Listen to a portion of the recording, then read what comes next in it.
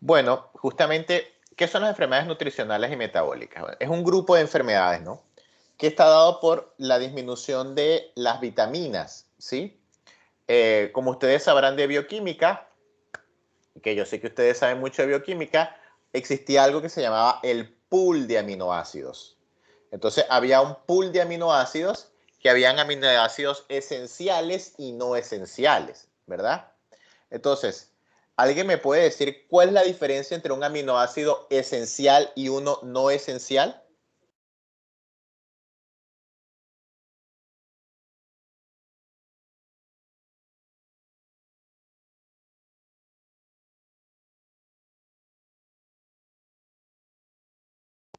¿Yo puedo, doctor? Sí, sí, doctora, puede. Juliana, puede. Sí.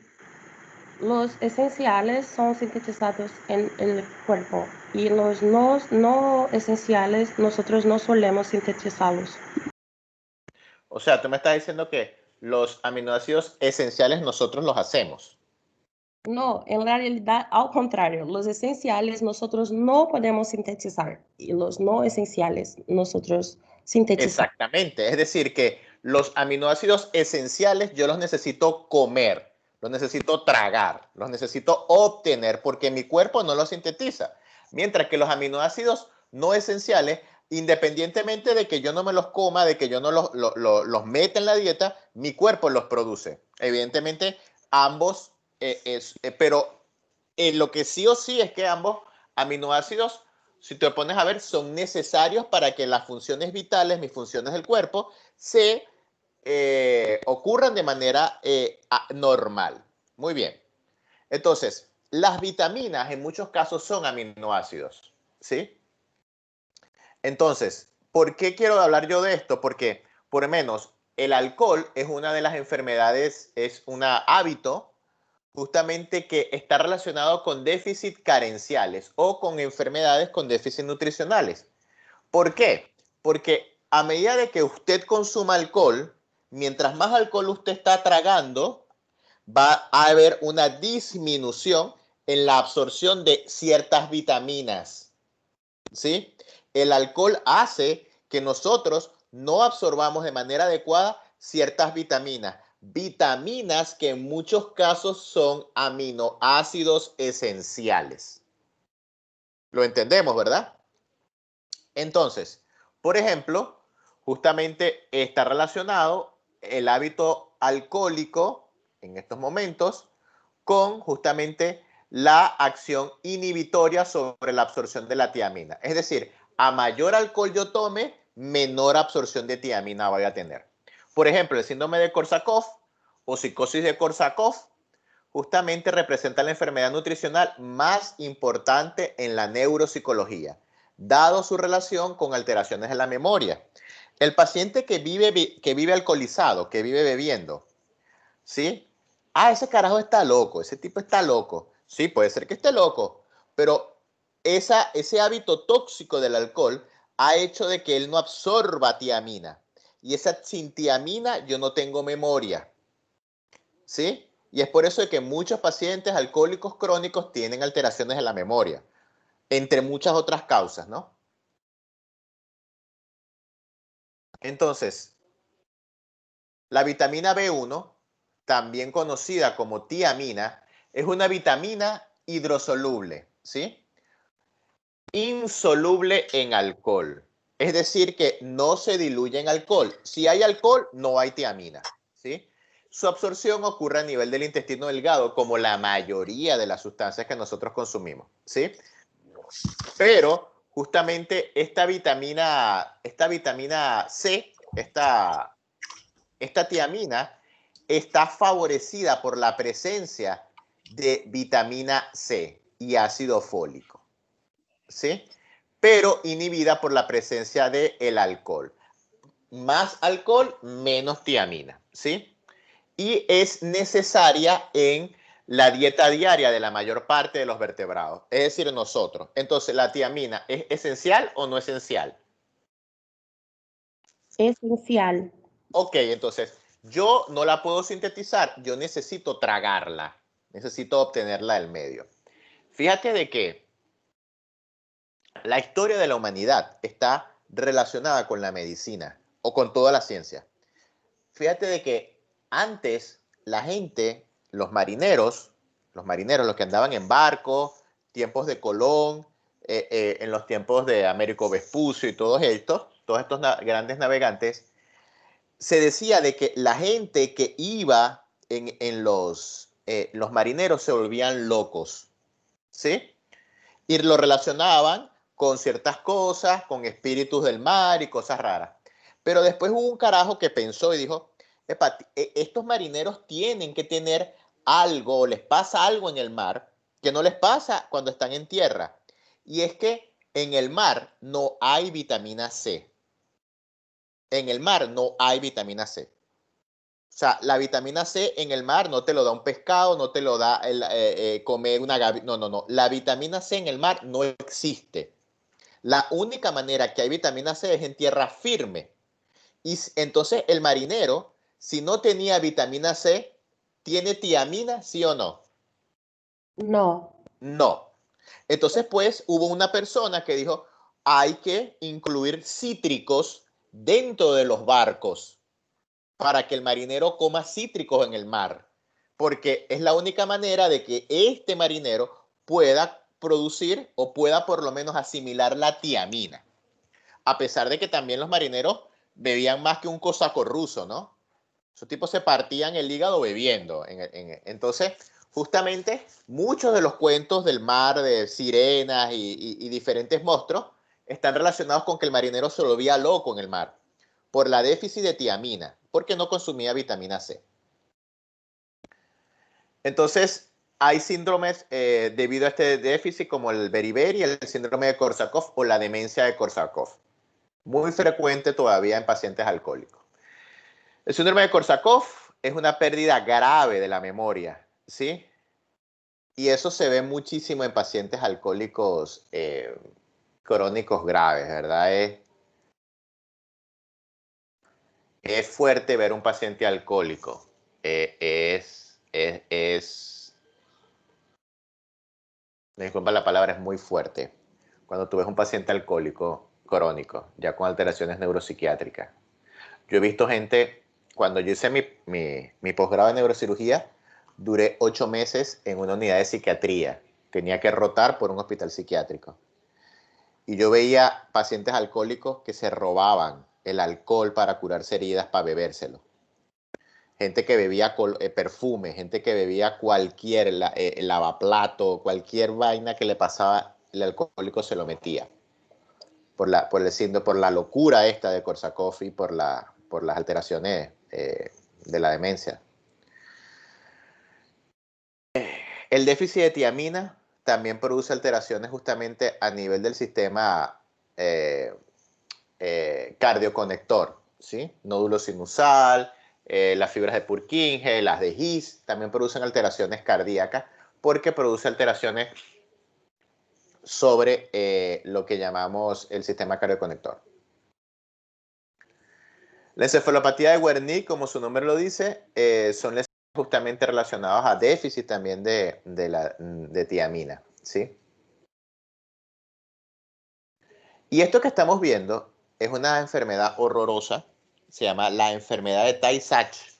La enfermedad de Tay-Sachs es una enfermedad rara y es una enfermedad hereditaria, es autosómico recesivo, más común en descendientes de hebreos. ¿Quiénes son los hebreos? ¿Quiénes creen ustedes que son hebreos? Descendientes del valle de Hebrón.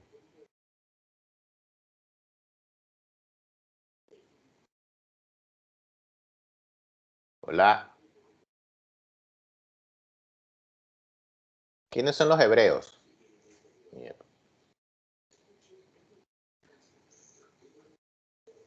Nadie me puede decir quiénes son los hebreos. Por favor, hágame sentir que estoy en clase y no en un monólogo acá. ¿yo puedo decir otra vez, doctor? Sí, sí. Doctora, dígame. Los hebreos son los pueblos los primeros pueblos, los judeos. Los judíos, exactamente. No se preocupen que ya no voy a hacer más preguntas dirigidas. Ya me quedó claro de que no se sabe en el polígono de Willis mucho de ustedes, así que no. Ya a partir de ahora vamos a hacer preguntas nada más abiertas. ¿sí? Sí, justamente vienen descendientes del Valle de Hebrón y son los judíos. Los judíos son justamente los que principalmente están relacionados con esta enfermedad autosómica recesiva de Tay-Sachs. Se debe justamente a una enfermedad hereditaria. El paciente nace justamente con la incapacidad lisosómica de la succinadasa, ¿sí? Es una enfermedad horrorosa. El paciente, al principio el niño se mueve, pero a medida de que va aumentando la edad, el paciente deja de movilizarse, empieza a tener cataratas, pero su cerebro está funcionando perfecto. El niño no se mueve, el niño no habla, el niño casi que respira. Una enfermedad horrorosa. Enfermedad de Tay-Sachs. Doctor, ¿hay manera de mejorarla? Ese déficit enzimático es muy difícil de mejorar, pero es una enfermedad hereditaria. Y La déficit de vitamina A, te escucho. sí, esta enfermedad Tay-Sachs ¿cuál es la relación con los judíos? Bueno, tiene que ver con el carácter genético. Hay ciertas enfermedades que están relacionadas a la raza, ¿sí? Por lo menos, la hipertensión arterial maligna está más relacionada con personas de la raza negra, ¿sí? Esclerosis múltiple está más relacionada con gente blanca, ¿sí? Las enfermedades autoinmunes, ¿sí? Está muy relacionado con la gente de raza asiática. Las enfermedades mentales, hablo de esquizofrenia, demencia, psicosis, depresión, normalmente está relacionado con personas del norte europeo. O sea, hay hay enfermedades que están relacionadas con las razas, ¿sí? Y esta es una de ellas, la enfermedad de Tay-Sachs. La vitamina B12, al igual que otras vitaminas, es importante para el metabolismo y ayuda a la formación de los glóbulos rojos. Espérate. Ok, pensé que no estaba grabando. Y evidentemente está relacionado con la formación de glóbulos rojos, por ende está relacionado con la anemia. ¿Sí? Anemia es la disminución de la concentración de glóbulos o del eritrocito a nivel de la sangre. ¿Sí? El déficit de vitamina B12 se presentan las 3D. El paciente presenta delirio, demencia y justamente puede también presentar temblor, ¿sí? Demencia de origen metabólico, la deficiencia de vitamina B12, ¿sí? Los niveles bajos de vitamina B12 causan entumecimiento, el paciente refiere hormigueo en brazos y piernas y también el paciente presenta también debilidad y pérdida del equilibrio. El paciente tú lo ves que además de que está demente, el paciente está tullido, está fuerte, está contraído. Y el paciente refiere hormigueo en los brazos y piernas. Déficit de vitamina B12. Produce alteraciones de la vía óptica, evidentemente lesiones de segundo par craneal.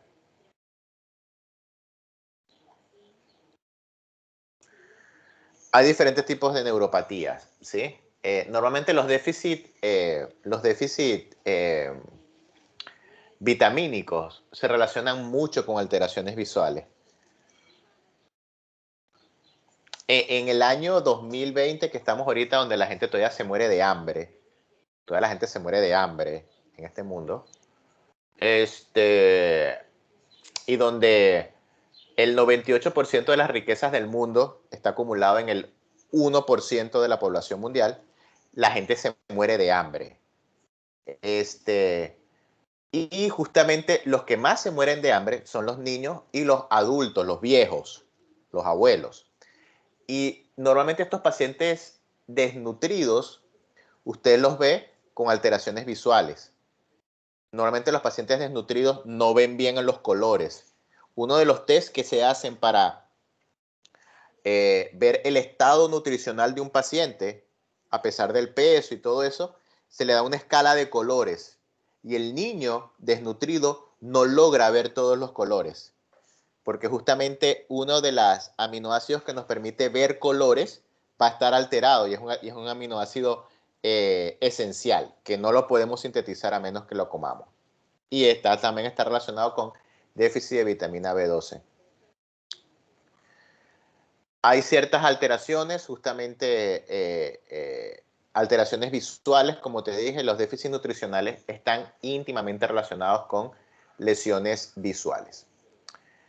Y hay una enfermedad que es la pesadilla de la enfermedad del déficit de vitamina B12, que es brutal. Y ahora te hago una pregunta. Dime un alimento que contenga mucha vitamina B12. Complejo B12.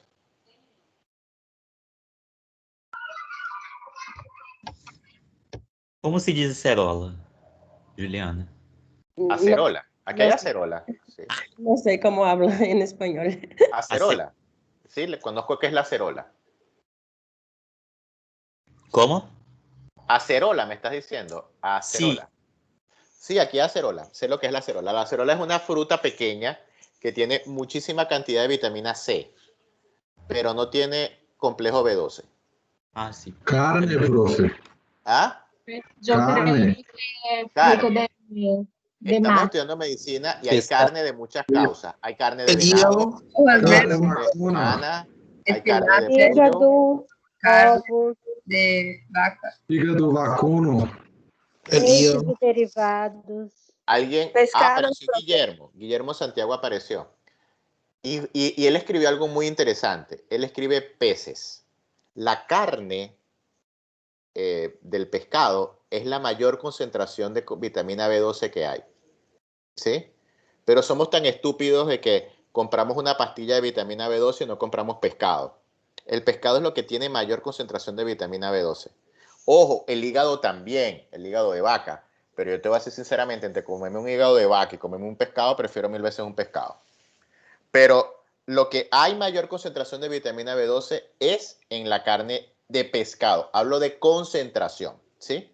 Entonces, las personas que estén alejadas de la costa, alejados de donde esté el mar, van a tener, ¿qué crees tú que van a tener? Niveles de vitamina B12, ¿alta o baja? Baja. Baja. Entonces, ¿por qué te quiero decir esto? Porque la pelagra es una enfermedad producida por una deficiencia de la vitamina justamente B3, que es uno de los compuestos de la vitamina B12, ¿sí? La B3 es niacina, es uno de los aminoácidos. Al principio se consideraba que era una infección, ¿sí? Pero posteriormente Joseph Goldberg reportó que en verdad era una deficiencia vitamínica. La pelagra es déficit de vitamina B3 que forma parte de la vitamina B12 y se ve en todo el mundo. Las personas más castigadas por esta enfermedad son personas a los cuales no tienen un consumo adecuado de vitamina B12. Es una enfermedad que está relacionada con presos, pacientes desnutridos o pacientes que están en régimen de confinamiento. ¿Sí? Evidentemente, al preso no le dan pescado. ¿Entiendes? Al preso le darán, sabrá Dios qué porquería de comida le darán. Pero te puedo asegurar que lo que menos le van a dar es proteína animal del mar. Entonces, justamente las personas más castigadas por la enfermedad son aquellas que siguen una dieta pobre en proteínas, acentuándose todavía más en los que la dieta tiene al maíz no nixtamalizado como base alimenticia. También afecta a las que padecen enfermedades gastrointestinales que provocan una alteración de la absorción de vitaminas. Fíjate algo que te quiero explicar acá. El maíz, si yo como maíz nada más, maíz, una siembra de maíz, ese maíz que yo estoy comiendo no tiene vitamina B2 ni B3, ¿sí? Pero si yo compro harina del mercado, a esa harina ya le colocan la vitamina B2 y B3, ¿sí? Todos los países del mundo se pusieron de acuerdo en que, a la harina hay que meterle vitamina B2 y vitamina B3 para evitar la pelagra. Pero si yo soy campesino y vivo en el monte y nada más vivo de lo que yo consumo, de lo que yo siembro, yo puedo tener una disminución de la vitamina B2 y B3, porque el maíz que consumo, que es de mi siembra, no tiene la vitamina B2 ni la vitamina B3. Ojo, si compro harina, sí, porque la compañía que hace la harina le mete a la harina que comemos esta vitamina B2 y B3. Y esto que están viendo acá son lesiones de pelagra. Mira de las manos. ¿Sí? La pelagra mata. Mata. Muchísima gente mata. Y esta pelagra justamente está dada por deficiencia de niacina, que está dentro de los pececitos. También por una toxina del maíz, carencia proteica y por falta de niacina en la dieta. Mi pregunta es, ¿el maíz es proteína?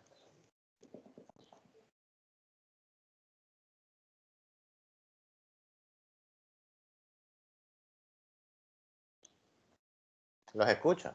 Es una No, pregunta abierta. es un carbohidrato. ¿El arroz es una proteína? El arroz. Carbohidrato. ¿La mandioca es una proteína? No. No. Carbohidrato. Ok, entonces, si yo me dedico a comer pizza todos los días, yo puedo caer en una pelagra. Sí. Sí, puede. Si yo no consumo proteína, sobre todo proteína animal del mar, puedo caer en una de estas alteraciones. Entonces, fíjate algo que me parece súper divertido, ¿no? Estos pacientes tienen estas alteraciones, traen las tres de dermatitis, diarrea y demencia, ¿sí? El paciente empieza a perder peso y empieza a estar loco, dermatitis y diarrea. Eso es síntoma de hipovitaminosis del complejo B12. También se presentan sensaciones sensoriales y motoras, el paciente deja de caminar y el paciente queda en este estado. Hay diferentes alteraciones del sistema nervioso relacionados con hipovitaminosis del complejo B12, como el síndrome de Strachan, ¿sí? Pero fíjate algo que me llama a mí la atención, ¿no? Esta pelagra justamente la descubrieron. Esto que están viendo ahí es una imagen de Jamaica, 1888, ¿sí? En Jamaica, la gente, al igual que en Brasil, en esos tiempos, al igual que también mi país, y muchos países vivíamos de la venta de la caña de azúcar. Vivíamos de vender azúcar. El azúcar era la miel de los ricos de Europa. Y de eso vivíamos nosotros. Entonces, supuestamente estábamos en tiempos en que no era esclavitud, pero agarramos a un trancazo de negro y los metíamos en un quilombo, los metíamos, sabrá Dios en dónde, a cortar caña. Y ahí nada más le dábamos maíz. Y se dieron cuenta que estas personas que estaban en estos lugares, ¿sí? Empezaron a presentar polineuropatía, lesiones periféricas, déficit visual, sordera, demencia, ¿sí? Dermatitis, y pensaron de que era paludismo, ¿no? Y a estas personas les daban tratamiento para el paludismo, pero el paciente mejoraba. Decían, eso es paludismo. No, el paciente no era que mejoraba, sino que el paciente enfermo le daban comida, lo alimentaban. El paciente se iba y comía bien. Y mientras comía bien, el paciente se le quitaba eso, ¿sí? Fíjate que hay algo que me llama cada vez que yo doy estas clases, hay cosas que me llaman mucho la atención, ¿no? Antes, cuando estaba la esclavitud, la gente cuidaba a sus esclavos, porque el esclavo era una propiedad. Y había un sentido económico de ello. Era como un carro. Tú tenías que cuidar el carro porque cuando tú querías vender el carro, tú quieres vender el carro a buen precio. Actualmente, después que quitamos la esclavitud, los empleados valen menos que un esclavo. Si tu empleado se enferma, usted lo bota, porque afuera hay 10 más esperando trabajo, ¿sí? Y fíjate tú, eso pasó en ese tiempo. En ese tiempo no había esclavitud, pero la pelagra iba campante por toda Latinoamérica, matando gente la pelagra, ¿sí? Porque esto se veía muchísimo en los campos de siembra de plátano y siembra también de lo que es caña de azúcar. Justamente la pelagra va a producir debilidad, pérdida de los reflejos, visión deficiente, trastorno de audición, demencia, dermatitis. Y también, justamente, claro, ahora no tenemos campos de explotación de caña de azúcar, pero tenemos cárceles con personas que están comiendo mal, tenemos niños desnutridos que no están comiendo bien y tenemos también pacientes alcohólicos que no comen tampoco proteína. El paciente alcohólico bebe, mientras más bebe menos tiamina, mientras menos tiamina puede tener una pelagra. Y si tú te das cuenta, los pacientes alcohólicos crónicos que tú ves en la calle, vele la piel. La piel, la piel es, es como una costra. Tú le ves la piel fea a esos pacientes. Tienen una dermatitis por déficit de nutrición proteica. Tienen alteraciones visuales y tienen demencia. El paciente alcohólico que tú ves en la calle es el mismo paciente de 1830 que está metido en un campo cortando caña. El mismo paciente. Y está relacionado también con el alcoholismo. Las manifestaciones fundamentales, el beriberi, que es un tipo de locura, y la polineuropatía periférica. Por último, les quiero hablar hasta acá de algo que pasa muchísimo, y es de la mielónisis pontina. La mielónisis pontina es un tipo de alteración que nos ocurre a nosotros cuando aumentamos la concentración de sodio en un paciente de manera rápida. ¿Sí? El sodio, ¿qué hace? ¿Entra o saca agua a la célula?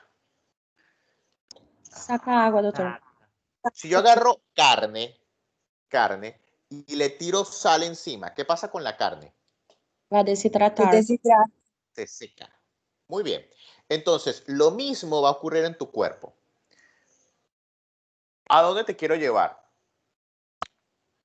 Si yo estoy deshidratado porque corrí, troté, me reventé en el gimnasio, lo que sea, o me emborraché, porque cuando usted se emborracha, usted se deshidrata. ¿Por qué se deshidrata? Porque usted toma alcohol, inhibición de la vasopresina hace de que tú reabsorbas agua y además de agua estás perdiendo sodio y potasio. Por eso es que al día siguiente la borrachera te da una sequedad en la boca y tienes dolor de cabeza porque estás deshidratado. Entonces, pero si yo te subo la concentración de sodio en sangre de manera rápida, el puente, que es parte del tallo cerebral, se edematiza. Ocurre un edema del tallo cerebral. ¿Qué funciones tiene el tallo? Pregunta abierta. Control de la frecuencia respiratoria. Ciclos vitales. Cardíaco. Okay. Entonces, si yo afecto el puente, ¿qué síntomas voy a tener?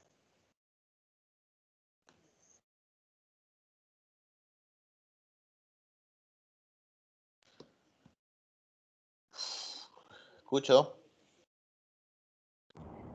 Va a tener justamente los síntomas de acuerdo con los pares craneales. Entonces, que va a salir de allí. Uno de ellos puede ser la dificultad para deglutir. Ok. Una afetación cardíaca y respiratoria también. Ok. Es grave. ¿Tú consideras que es grave si hay una lesión del puente? Sí. Yo también creo que es grave. Muy grave. ¿Entiendes? Entonces, también, exactamente, muy grave, porque están tus signos vitales. Entonces, ¿qué pasa? Pasa lo siguiente. Llega un paciente borracho a la emergencia. Tú estás cansado o sencillamente tú estás pensando en cómo hacer plata porque tú quieres colocar botox y poner senos y poner trasero y ganar bastante billete. Pero entonces tú estás cansado. Llega el paciente borracho y tú le dices a la enfermera, otro borracho. Pásale 1500 de solución fisiológica, pásaselo a chorro. Pásalo a chorro, El cara está borracho. Y te llaman después a la hora. Epa, doctor, el borracho se murió. Bueno, eso fue que le tocó. Sabrá Dios qué vaina habrá tomado, un borracho más, un borracho menos. Usted, dentro de su ignorancia, acaba de asesinar a alguien.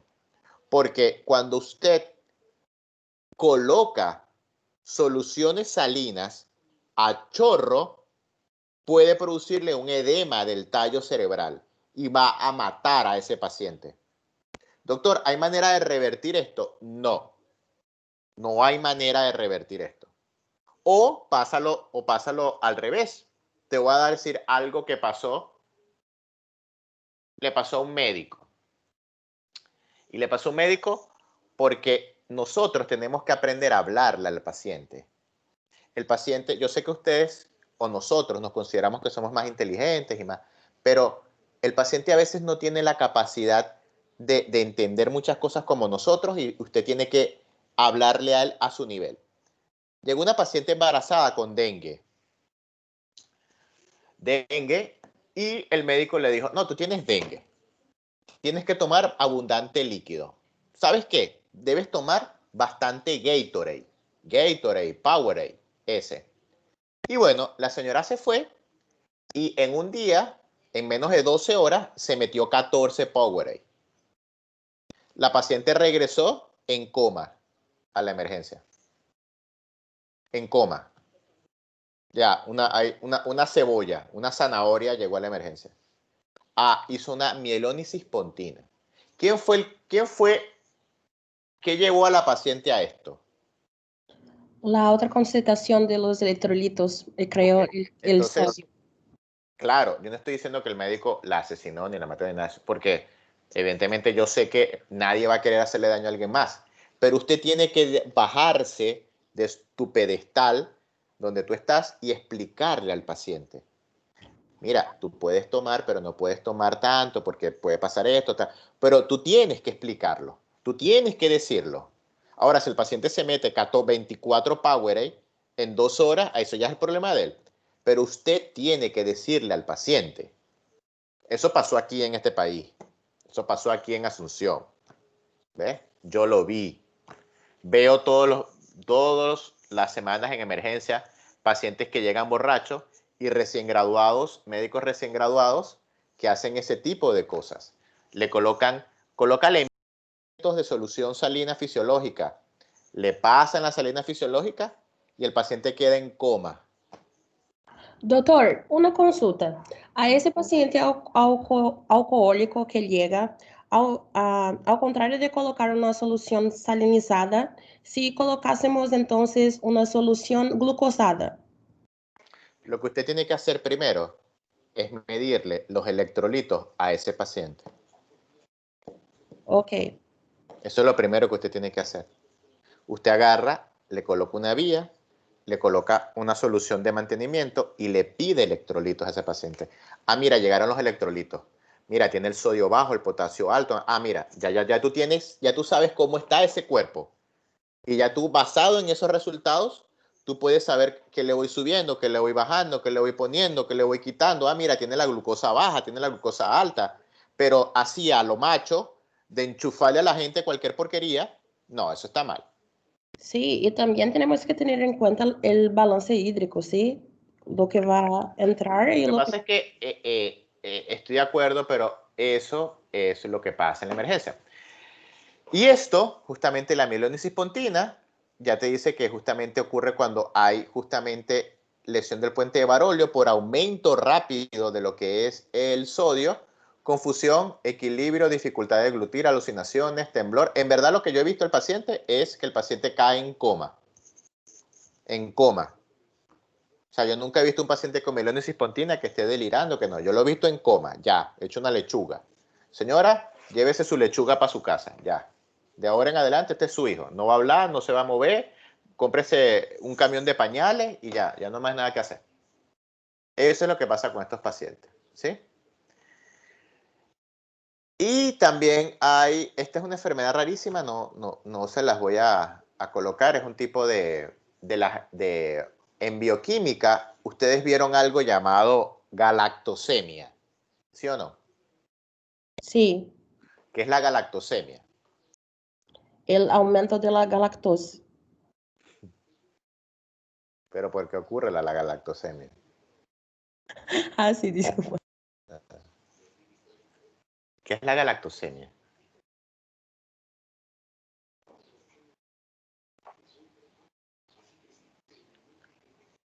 Doctor, Guillermo...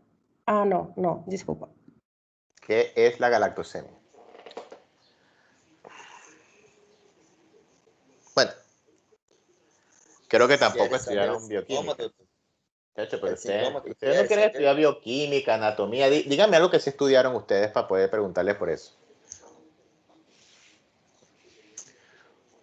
Dígame, galactosemia. El que me quiera decir qué es la galactosemia. Guilherme está hablando en chat que no se puede metabolizar. Ok, ella no consigue metabolizar la galactosa. Muy bien, ¿por qué? ¿Por qué? Estoy de acuerdo con Guillermo. ¿Por qué no puede metabolizar la galactosa? Que no tenía una enzima. Ajá, ¿y qué enzima crees tú que es? Entonces hay que llevarlo así. ¿Y qué enzima? Ah, está. Ya, hay que llevarlo así. ¿Para qué?